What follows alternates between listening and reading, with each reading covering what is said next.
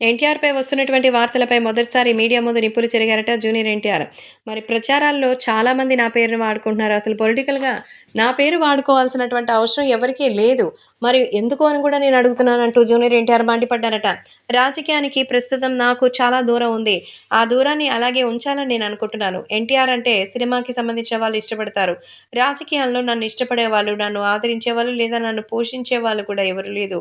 కాబట్టి ఈ నేపథ్యంలో తన పనులు తానే చేసుకోవాలని అనుకుంటున్నానని, మరి ఈ నేపథ్యంలో అనవసరంగా నన్ను రాజకీయంగా ఇన్‌ఫ్లూయెన్స్ చేసి, నా మద్దతు వాళ్ళకే వీళ్ళకే అని మీరే అనుకోవడం వల్ల ఇబ్బంది పడుతుంది అంటూ చెప్తున్నారు.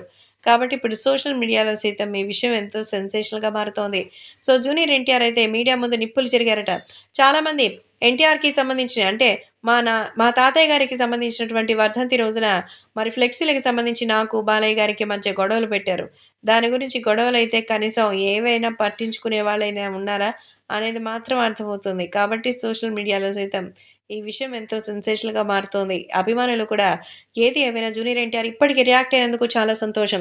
మరి ఫ్లెక్సీలకి సంబంధించిన వివాదాల్లో బాలయ్య తప్పు చేశారని, మరి అక్కడ ఫ్లెక్సీలు తీసేయకుండా ఉండాల్సిందని అసలు ఎవడు పెట్టమన్నాడు ఫ్లెక్సీలు అక్కడ? అభిమానంతో ఫ్లెక్సీలు పెట్టాలంటే సోషల్ మీడియాలో పెట్టినా సరిపోతుంది. అంతేగాని ఒకరికి కష్టం కలిగించే విధంగా, ఒకరికి ఇబ్బంది కలిగించే విధంగా ఫ్యాన్స్ చేసేటువంటి ప్రతి చర్య కూడా అది మీ అభిమానించేటువంటి అభిమానికి, అలాగే మీ హీరోలకి, హీరోయిన్‌లకి చెడ్డ పేరు తీసుకురాకుండా ఉంటుంది అంటూ చెప్తున్నారు. ఈ నేపథ్యంలో జూనియర్ ఎన్టీఆర్ చేసింది కూడా మరి మీడియా ముందు అందరూ కూడా బాగా శ్రద్ధగా విని, ఇకనైనా ఎన్టీఆర్ పేరుని రాజకీయంగా వాడుకోకపోతే బెటర్ అంటూ